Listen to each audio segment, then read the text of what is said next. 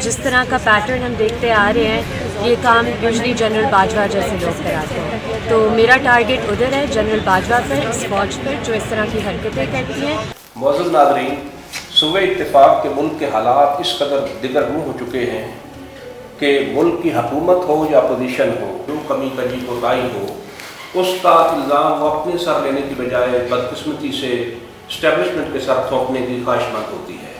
हुकूमत की तरफ से नालायकियाँ सामने आती हैं तो वो गिला करती है कि जी हमारे साथ इस्टेब्लिशमेंट जो है वो कोऑपरेट नहीं कर रही, और अपोजिशन की तरफ से जो कुछ होता है ये इल्ज़ाम आयद करती है कि इस्टेब्लिशमेंट हुकूमत को सपोर्ट कर रही है। यहाँ तक कि 21 मई को एक वाक़या होता है, तहरीक इंसाफ की सरकर्दा रहनुमा डॉक्टर शीरी मज़ारी को गिरफ़्तार किया जाता है एक मुकदमे में, और जो ही उनकी गिरफ़्तारी होती है इंसाफ की फरहमी के लिए वो अदालत से रजू करते हैं, और जैसे अदालत लगती है तो उनकी बेटी ईमान मज़ारी जो एडवोकेट भी है वो कुछ ऐसे बयान देती है जो काबिल गिरफ्त होते हैं, और उसमें वो चीफ ऑफ आर्मी स्टाफ और अफवाज पाकिस्तान के हवाले से हर्जा सराई करती है। उनकी उस हर्जा सराई को बुनियाद बनाकर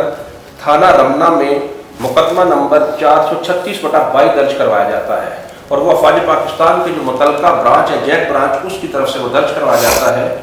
और उसमें सेक्शन 505/138 लगाया जाता है। तो अब देखना है कि इस सेक्शन के तहत क्या सज़ा होती है। हमारे साथ इस वक्त मौजूद हैं इस्लामाबाद हाई कोर्ट के एडवोकेट चौधरी कमर साहब, आइए उनसे पूछते हैं कि इस सेक्शन के हवाले से वो क्या कहते हैं। जी अस्सलाम वालेकुम। अच्छा, सेक्शन 505 जो है वो बेसिकली डील करता है स्टेटमेंट कंड्यूसिंग टू पब्लिक मिसचीफ। इसकी जो सज़ा है जो पीपीसी में है वो है अप टू 7 ईयर्स, मतलब 7 साल तक इसकी सज़ा है। ये नॉन बेलेबल ऑफेंस है। ये जो हमारा शेड्यूल है CRPC में दिया गया कि कौन से ऑफेंसेस की बेलेबल हैं या कैटेगराइज किया गया है, ये नॉन बेलेबल ऑफेंस है। अब इसके साथ जो इन्होंने एक ऑफेंस ऐड किया है वो है 138। बेसिकली 138 जो है ये पूरा एक चैप्टर है पीपीसी का जो डील करता है offences against army, navy and air force. ये उस 131 से 140 तक पीपीसी की ये सेक्शंस हैं। 138 जो है उसमें पनिशमेंट जो प्रोवाइडेड है वो है तकरीबन 6 माह, जुर्माना या दोनों। तो इसलिए ये इसमें सिर्फ एक सेक्शन की हद तक 505 की हद तक वो नॉन बेलेबल है, बाकी जो है वो बेलेबल हैं ऑफेंस 138 जो है। जो सब ये बताएं कि इस्लामाबाद हाई कोर्ट ने आज डॉक्टर ईमान मज़ारी की इस FIR के हवाले से उनकी 9 जून तक ज़मानत मंजूर कर ली है, और उनकी जो ज़मानत है उन्होंने 1000 के मुचलके पे जो है मंजूर की है। तो आया हम किस तरह इस चीज़ की रोकथाम कर सकते हैं कि अफवाज पाकिस्तान जो मुल्क की सरहदों की मुहाफ़िज़ है और उनके सिपाही अफवाज पाकिस्तान के जवान कुर्बानियाँ देते हैं, उनकी शहादतें होती हैं और मुल्क की खातर वो बहुत कुछ करते हैं, तो उनके मोराल को बुलंद करने के लिए ऐसे क्या इक़दाम किए जा सकते हैं कि अफवाज पाकिस्तान के हवाले से हर्ज सराई को रोका जा सके। देखिए ज़मान साहब, इसमें यह है कि अगर कोई बंदा जिसके खिलाफ FIR हो, अगर वो किसी कोर्ट में जाता है, बेल अप्लाई करता है, ये उसका बुनियादी हक़ है, और कोर्ट्स जो हैं प्री अरेस्ट बेल जो है वो ग्रांट करती हैं ताकि कोई भी बंदा बिहाइंड बार ना जाए। अगर वो ये समझता है कि उसके ख़िलाफ़ कोई FIR जो है वो किसी मेलाफाइडी के तहत उसको जो मिस हैंडलिंग के लिए या उसको ज़ेर-ए-ताब लाने के लिए की गई है, तो वो ये तो उसका कानूनी हक़ है। वो उसने एक्सरसाइज किया, उसने कोर्ट से रजू किया, कोर्ट ने उसको बेल जो है वो प्री अरेस्ट बेल जो है वो ग्रांट की है। बाकी जहाँ तक रहेगी बात पाकिस्तान आर्मी और उनके ऑफिशियल्स के हवाले से, तो बेजा तनकीद जो है वो किसी भी इदारे में, चाहे वो आर्मी हो, चाहे वो हमारे डॉक्टर्स हों, लॉयर्स हों, पॉलिटिशियंस हों, इवन जर्नलिस्ट हों, बेजा तनकीद किसी भी मामले में नहीं होनी चाहिए। क्योंकि जब भी कोई भी किसी भी इदारे के सरबराह या इवन उस इदारे के ख़िलाफ़ कोई तनकीद की जाती है तो वो उस पूरे अदारे का जो मोराल है उसको वो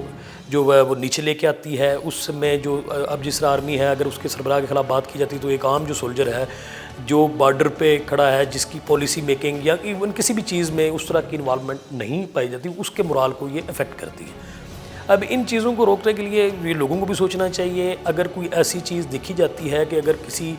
जगह किसी भी आर्मी ऑफिशियल की इन्वॉल्वमेंट पाई जाए तो बेहतर ये होता है, जो कानून प्रोवाइड करता है कि अगर कोई बंदा अपनी जो डिस्क्रिप्शन है जॉब की, उसकी बाउंड्रीज़ को या लिमिट्स को क्रॉस करता है ان کا ایک پورا سیٹ اپ موجود ہے. آرمی کے اندر ایک ڈسپلن برانچ موجود ہے, GHQ میں غالباً ایڈجوٹنٹ جنرل جو ڈسپلن کا انچارج ہے, آپ اسے اپلیکیشن دے سکتے ہیں. جو لیگل فائٹ ہے وہ کی جا سکتی ہے. لیکن بے جا تنقید سے ادارے ہمیشہ کمزور ہوئے ہیں, ان کی ریپیوٹ گئی ہے. جس طرح مطلب YDA کے بعد ڈاکٹرز پہ تنقید کی گئی, اس سے ڈاکٹروں کے مرال کو فرق پڑا. وکلاء پہ تنقید کی جاتی ہے, جرنلسٹ پہ کی جاتی ہے. اس طرح پوری جتنی بھی کمیونٹی کے جو مختلف سیگمنٹس ہیں یا انسٹیٹیوشنز ہیں, جب ان پہ بغیر کسی ثبوت کے, ایویڈنس کے آپ انہیں تنقید کا نشانہ بناتے ہیں, تو وہ الٹیمیٹلی اس پورے انسٹیٹیوٹ کی جو مرال ہے اس کو افیکٹ کرتی ہے. جو صاحب یہ بتائیں کہ ایک طرف تو عام پبلک کی یہ بات ہوگی, جیسے امام ہزاری ایک وکیل ہیں, انہوں نے یہ بات کی ہے. دوسری طرف میں نے یہ بھی دیکھا ہے کہ جیسے ہی تحریک انصاف کی حکومت ختم ہوئی ہے, عمران خان صاحب کی گورنمنٹ گئی ہے اور ساتھ ہی شہباز شریف صاحب کو وزیر اعظم بنایا گیا ہے, ان کی وزارت عظمیٰ کے موجودگی میں جیسے وہ وزیر بنے, کچھ دنوں بعد جب اجلاس ہوتا ہے تو اجلاس میں ایک MLA داوڑ صاحب ہیں اور ایک اور MLA ہیں, وہ اسمبلی کے اندر افواج پاکستان کے حوالے سے ایسی گفتگو, ایسی تقریر انہوں نے کی کہ جو قابل نہ صرف قابل مذمت تھی بلکہ قابل گرفت تھی. تو کیا اسمبلی کے اندر اس طرح کی تقریروں کی روک تھام کے لیے ہمیں کیا عمل اپنانا چاہیے؟ دیکھیں, اسمبلی کے فلور پہ کی جانے والی کوئی بھی گفتگو جو ہے اس کو امیونٹی ہوتی ہے, وہ اس پہ اس طرح کی جو کرمنل پروسیڈنگز ہیں وہ نہیں کی جا سکتی. اس طرح تو اسمبلی کے اندر جو اپوزیشن یا حکومتی بینچز ہوتے ہیں وہ ایک دوسرے کے خلاف ایک لمبی چوڑی مطلب تقاریر کرتے ہیں, الزامات بھی لگائے جاتے ہیں. تو وہاں پہ جو کی جانے والی جو گفتگو ہے اس پہ ڈیفیمیشن یا اس طرح کی کوئی بھی کارروائی نہیں ہوتی. یہ آپ کو یاد ہوگا شیریں مظاہری صاحبہ پہ خواجہ آصف صاحب نے تنقید کی, جس پہ وہ ہائی کورٹ گئیں تو انہوں نے کہا جی یہ چونکہ اسمبلی کے اندر اسمبلی کے فلور پہ کی گئی تقریر ہے تو اس لیے اس پہ جو ہے وہ کوئی قانونی کارروائی نہیں کی جا سکتی. بیسیکلی تو اس میں یہ دیکھا جاتا ہے کیونکہ اس میں بہت ساری چیزیں ہیں, یہاں تو پھر آپ آئین میں, لا میں, ان ساری چیزوں میں امینڈمنٹ لے کے آئیں تو اسمبلی کے اندر ہونے والی تمام تر گفتگو جو ہے اس کی یا اسمبلی کی کارروائی کو بھی جو ہے وہ کہیں چیلنج کسی فورم پہ کیا جا سکے. تو یہ ان ساری چیزوں کو آفٹر جو ہے وہ کوئی لا یا امینڈمنٹ کے بعد ہی یہ پاسبلٹی بن سکتی ہے. ایسے لوگوں کو کیوں حکومت میں آنے دیا جاتا ہے کہ جو حکومت میں آ کر افواج پاکستان کے اوپر اسمبلی کے فلور پہ تقریر کرتی ہے؟ دیکھیں, حکومت میں بیسیکلی تو پارلیمنٹ میں جو ایک طریقہ ہے آنے کا وہ یہی ہے کہ آپ جنرل الیکشن کنٹیسٹ کریں. آپ نیشنل اسمبلی کے لیے MNA کے اپنے حلقے سے الیکشن لڑے, اگر آپ جیت جاتے ہیں تو وہ آپ اسمبلی میں الٹیمیٹلی آ کے بیٹھیں گے. اور پھر وہاں پہ جو ہے وہ اگر آپ کسی بھی پارٹی کے ساتھ آپ کا الائنس ہو جاتا ہے یا آپ کسی پارٹی سے ہی بلانگ کرتے ہیں تو ظاہر ہے آپ کو موقع بھی ملے گا وہاں بات کرنے کا. تو وہاں جو گفتگو ہے وہ اس کے لیے اب یہ تو نہیں ہو سکتا کہ بیریئر سیٹ جو کرنے ہیں, یہ ہر بنیادی حق ہے ہر شہری کا, وہ الیکشن لڑے, فریڈم آف سپیچ ہے, لیکن اس کے اندر بھی کچھ نہ کچھ جو ہیں وہ بیریئرز موجود ہوتے ہیں کہ آپ نے یہ لمٹس کراس نہیں کرنی. ڈسکرائبڈ ہے کہ یہ ریڈ لائنز ہیں, جیسے آرمی کے حوالے سے گفتگو ہے, اس طرح مطلب آپ اس طرح کی جو گفتگو ہے اگر آپ خدا نخواستہ ریلیجن پہ بھی کرتے ہیں تو یہ مطلب کچھ ریڈ لائن سیٹ کی گئی ہیں, ان سے آپ آگے نہیں جا سکتے. اب ایشو یہ ہے کہ اسمبلی کے اندر جو بھی فلور پہ گفتگو ہوتی ہے اس کے خلاف کوئی قانونی کارروائی بن نہیں سکتی, نہ ہی بنتی ہے. پبلکلی اگر کوئی بندہ کرے گا, اگر کسی پرائیویٹ کیپیسٹی میں پرائیویٹ پلیس پہ اگر اس طرح کی کوئی گفتگو کرے گا, کسی کو مطلب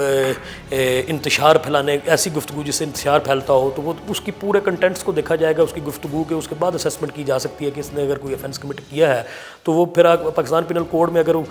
وہ دیکھا جائے گا کہ کوئی افینس کمٹ ہوا تو اس کے ریلیونٹ جو بھی سیکشن ہے اس کے تحت اس کے خلاف FIR ہو جائے گی. ناظرین, افواج پاکستان کی اس ملک کے لیے بے شمار قربانیاں ہیں اور ان قربانیوں کو دیکھتے ہوئے ہمیں بالخصوص عوام پاکستان کو یہ چاہیے کہ افواج پاکستان کا مورال بلند کرنے کے لیے ہر وہ سٹیپ لینا چاہیے جو ہم لے سکتے ہیں. میری عوام پاکستان سے درخواست ہے کہ افواج پاکستان کا مورال بلند کرنے کے لیے شانہ بشانہ ساتھ دیں.